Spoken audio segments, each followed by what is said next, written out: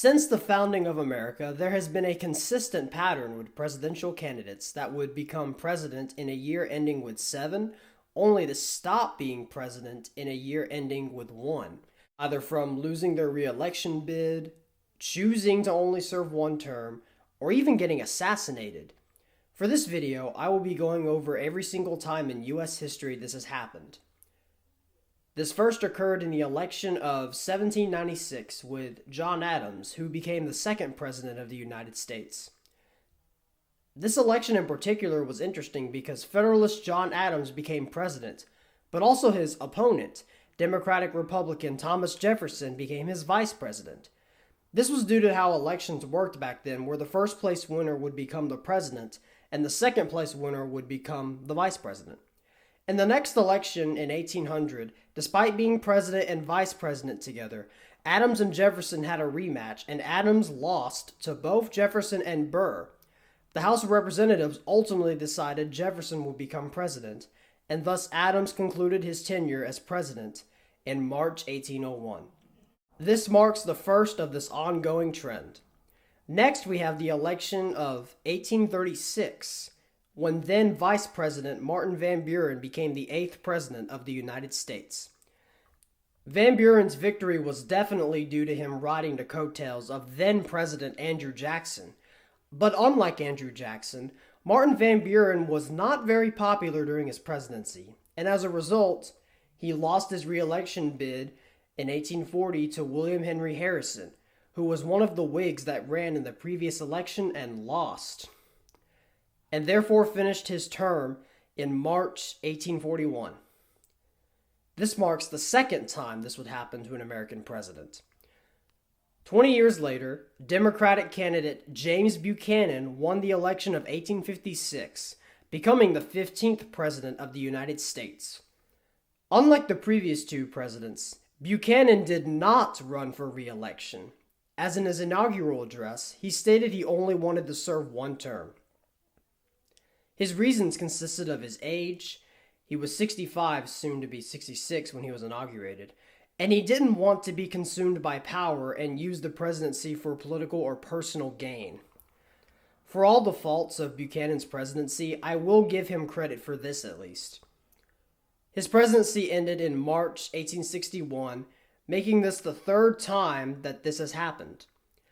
Next, we have the controversial election of 1876, where Rutherford B. Hayes barely beat Samuel Tilden by just one electoral vote and lost the popular vote. This election was so insane that it deserves a video of its own. This marks the fourth time this would happen to an American president. Next up, we have the election of 1896, where William McKinley won and became the 25th President of the United States. Now, McKinley ran for re-election in 1900 and actually won and was re-inaugurated in March 1901, but would then get assassinated in September 1901, thus continuing the trend. This marks the fifth time this would happen in American history. This would not happen again until 80 years later, when Jimmy Carter won the election of 1976, only to lose re-election in 1980 to Ronald Reagan. This time, his tenure ended in January 1981 instead of March. This was due to the 20th Amendment of the Constitution, which was adopted all the way back in 1933. Finally, we reached the election of 2016, in which Donald Trump won, but then lost re-election in 2020 and left office in January 2021. This election is very controversial, with many believing that there was widespread voter fraud and that Trump actually won the election but was cheated out. The 2020 election is another topic that deserves a video of its own, but whether Trump actually won or lost this election is irrelevant to this video because regardless, Trump still left office in 2021, thus keeping the 0701 tradition. Now, unlike every other president in this tradition, Trump ran for a second non-consecutive term and won, and he will soon become the only president other than Grover Cleveland to serve 2 non-consecutive terms. So that's every president affected by the trend so far. I should mention that this trend was actually broken once, and only once in American history, and that was with the fifth president of the United States, James Monroe, who served from 1817 to 1825. If the claims of Trump actually winning the 2020 election are true, and he didn't leave office, then Trump would have broken the tradition and served his second term from 2021 to 2025.